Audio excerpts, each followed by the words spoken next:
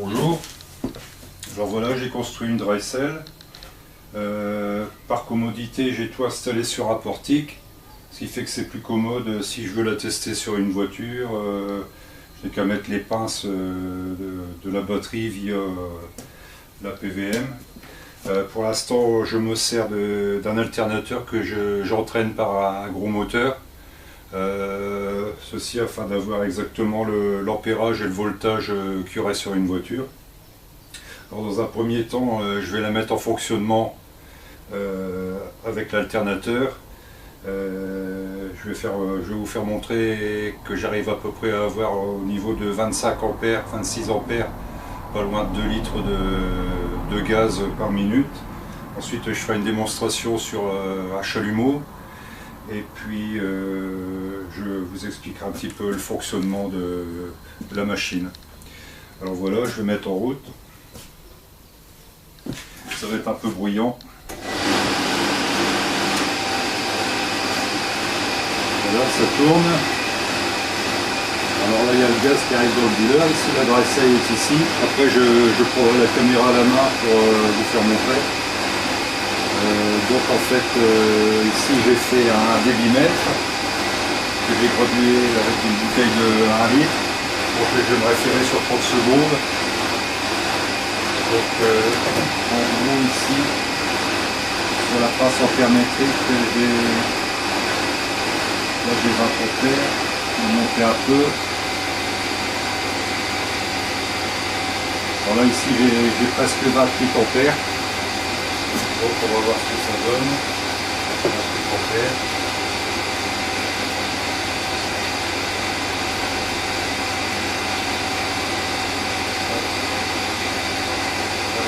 C'est parti pour 30 secondes. Donc on va voir. Ça monte quand même déjà pas mal. Là je suis à 13 secondes.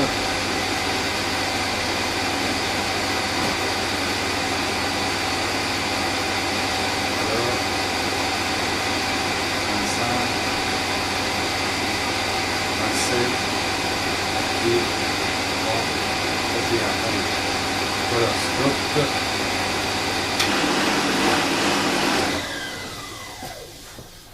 Donc, vous pouvez voir que la bouteille s'est arrêtée ici à la graduation à la limite du 100 centilitres en 30 secondes.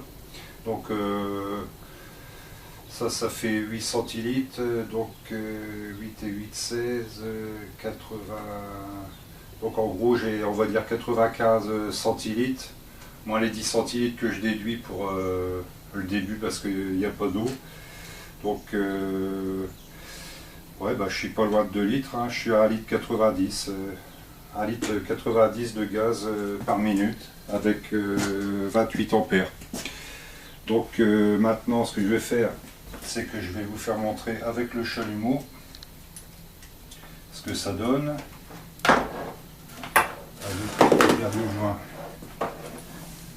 Voilà.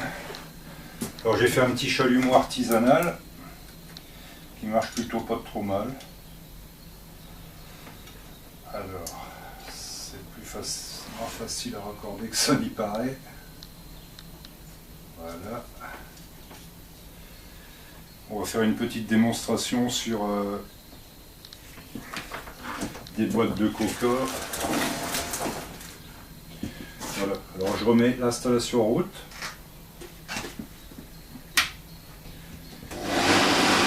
Donc là ça me fournit l'électricité directement de l'alternateur par les traces de batterie ici. Comme si en fait j'étais raccordé directement sur un véhicule. Donc là j'ai... ça va marcher beaucoup mieux. Là j'ai 26-27 ampères. Je vais le mettre à 25 ampères pour pas plus forcer.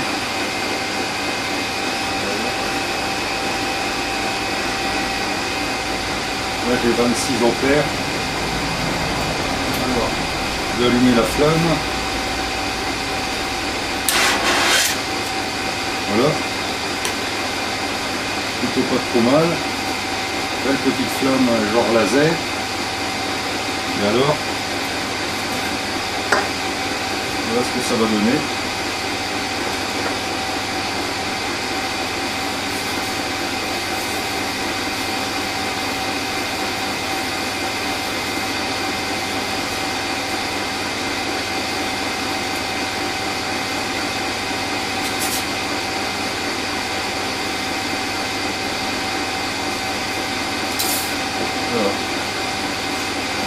plutôt pas mal.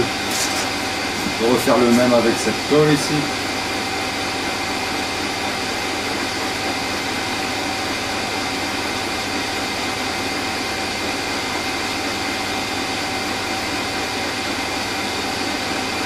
Voilà, ça coupe. Sans apport d'oxygène, uniquement avec la chaleur. Elle va couper cette colle pour les pas très épaisses. Voilà. C'est plutôt pas mal. Alors ce que je vais faire, je vais reprendre la caméra à la main et je vais vous faire le tour de l'installation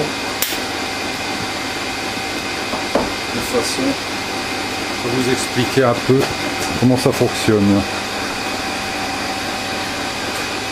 Alors,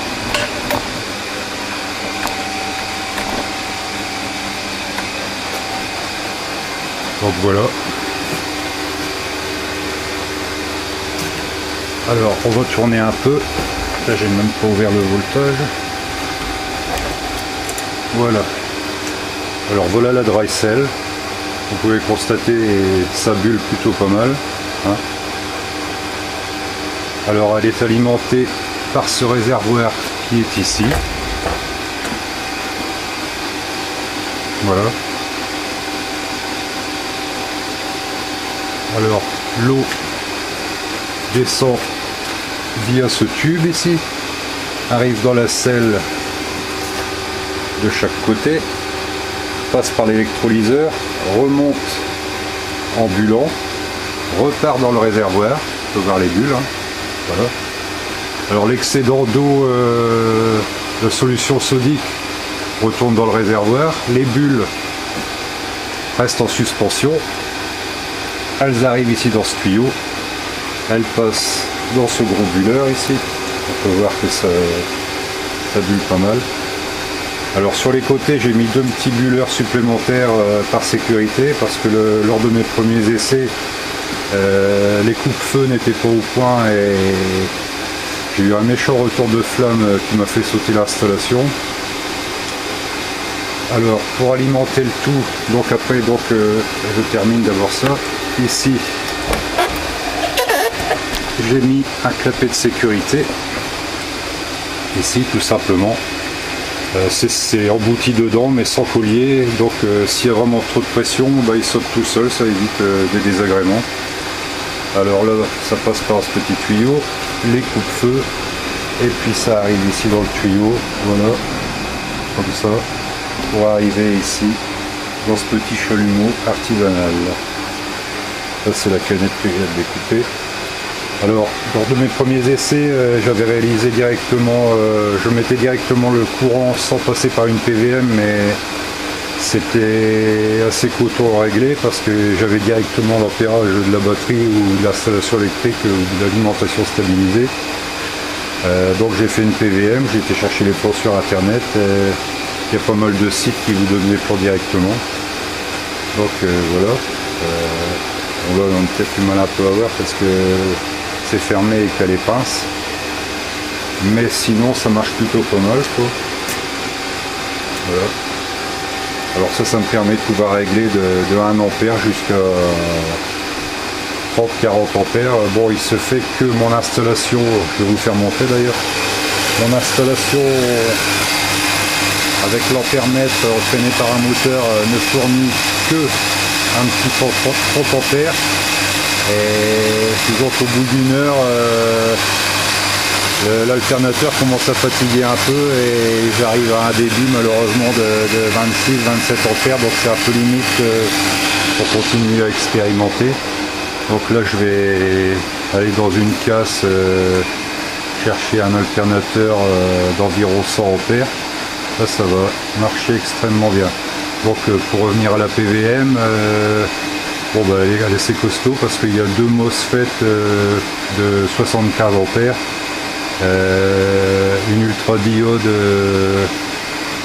MUR 420G qui peut absorber jusqu'à 125 ampères, donc on peut y aller. En plus j'ai mis des sécurités pour inversion du courant, des diodes, des BY127. Parce que lors de mes premiers essais, j'avais pas mis ces diodes et malheureusement dans mon empressement, lors de mes essais, il y a eu une malheureuse fois où j'ai inversé le courant et ça n'a pas fait appli, tout a grillé. Donc là maintenant, ça m'est déjà arrivé encore pas mal de fois, mais avec les diodes, il n'y a plus de risque. Bon bah voilà, faut dire d'autre. J'en suis déjà à ma deuxième drive. La première, je vais la remettre dans le bon sens, pour faire montrer.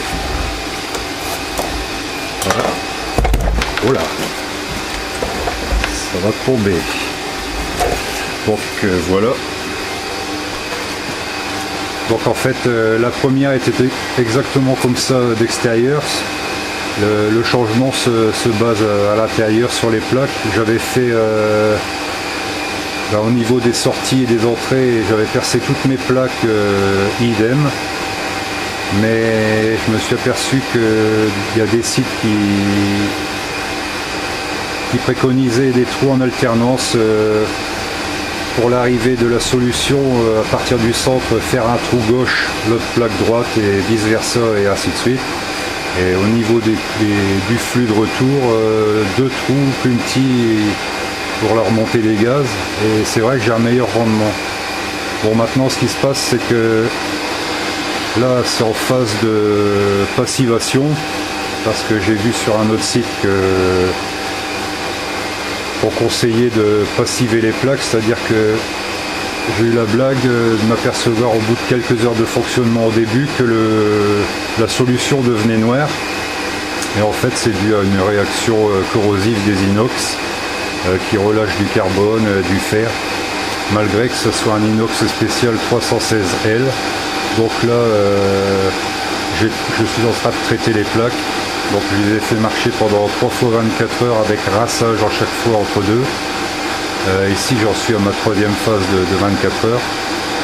Ensuite je vais vidanger l'installation, je vais la purifier avec de l'eau distillée et je vais faire circuler dedans de l'acide citrique pendant environ une demi-heure pour décaper les plaques.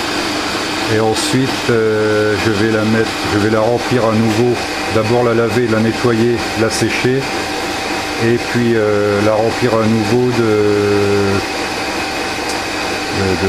peroxyde d'hydrogène, en fait tout bêtement de l'eau oxygénée, mais bien plus concentrée qu'on ne trouve en pharmacie, parce qu'en pharmacie on trouve de l'eau oxygénée à 10 volumes. Alors je suis allé dans une droguerie en Belgique, j'ai trouvé de l'eau oxygénée, donc du peroxyde d'hydrogène à 110 volumes. Donc là manipuler très soigneusement parce que ça brûle les doigts. Et en fait le contact de l'oxygène sur les plaques va faire que le courant va passer nickel, quoi. Alors voilà, la prochaine étape ça sera d'installer l'hydrogène sur cette tourneuse ici. J'ai déjà commencé. Enfin bon, les essais sont pas très concluants. J'ai fait un système,